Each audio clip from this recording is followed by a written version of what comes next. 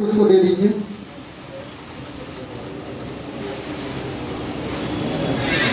हमारे जय धर्म में एंघाइना में सरस्वती और व्हाइट और रेड को हम सरना झंडा बोलते हैं।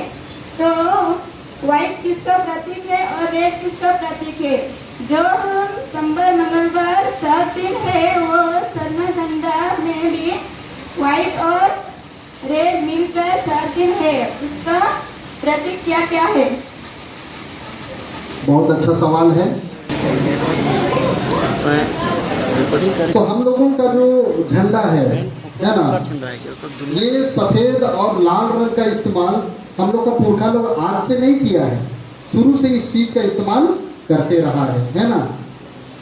तो ये जो सरना झंडा, जिसको झंडा के रूप में अभी हम लोग देख रहे हैं, हम लोग का कार्तिक बाबा हो कि इनके और भी उससे पहले के लोग हो, वो लोग धार्मिक प्रतीक के रूप में इस झंडा का इस्तेमाल शुरू से करता ही रहा है। तो इसमें आदिवासी समाज जो है, उनका जो सोच विचार है, जो नेक चार है, वो एक एक चीज इस सरना झंडा में निहित है ना। हम लोग अभी बोले कि आदिवासी लोग सीधे साधे होते हैं, बात किए ना।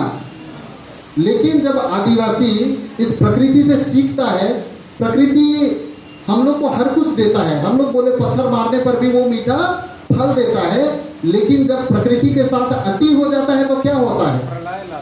प्रलय आता है। आता है कि नहीं आता है? जब जंगल से हम लोग ज़्यादा छेड़छाड़ करने लगेंगे, जब प्रकृति का एक एक चीज़ से छेड़छाड़ करने लगेंगे, प्रलय आएगा। और जब प्रलय आता है तो दुनिया का कोई ताकत उसको नहीं रोक पाता है। जैसा हम लोग सुनामी का बात किए है ना। तो आदिवासी अपने आप में सीधा साधा है, भोला भाला है।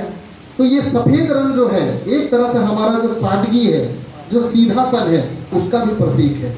लेकिन जब हम लोग से ज़्यादा छेड़छाड़ हो जाता है तो आदिवासी जब अति हो जाता है तो वो लोग विरोध नहीं करता है, आदिवासी विद्रोह करता है।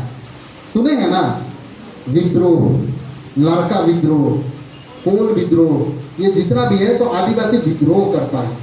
तो ये एक तरह से अगर देखा जाए तो आदिवासी का जो नेचर है, उसका भी प्रतीक है ये सरना झंडा, एक सफेद और एक लाल।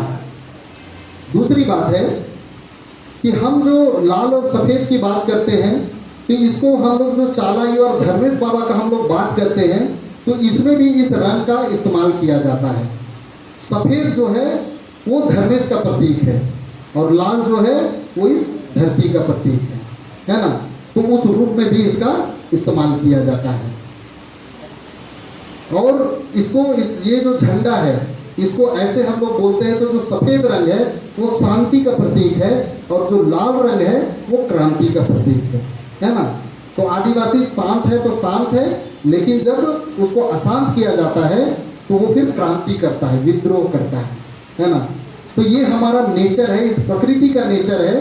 प्रकृति से जब अति हो जाता है तो प्रकृति जो है वो प्रलय लाता है। तो एक तरह से संक्षेप में देखा जाए तो यही उसका मतलब है ना।